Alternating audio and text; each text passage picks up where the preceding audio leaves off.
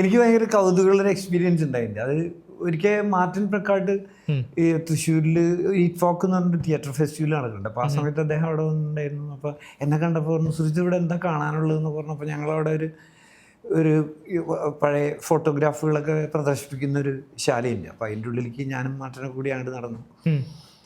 അപ്പോൾ അവിടെ കണ്ടുകൊണ്ടിരിക്കുന്നത്. അപ്പോൾ ആ സമയത്ത് ജോജി വന്നിട്ടുണ്ട്. അപ്പോൾ ജോജി ഫേമസ് ആയിട്ടൊന്നുമില്ല അത്ര, അല്ല ഈ ചെറു റോളുകളിലൊക്കെ നിൽക്കുന്ന കാലത്താണ്. ജോജി പ്രൊഡ്യൂസറാണ്, ചാർലിയുടെ പ്രൊഡ്യൂസർമാരിൽ ഒരാളാണ്. അപ്പം ജോജും മാർട്ടിനും കൂടിയിട്ട് ഞാൻ അവിടെ നിൽക്കുന്ന സമയത്ത് കുറച്ച് ആൾക്കാർ എന്നെ അടപിടിക്കാം അതെനിക്ക്.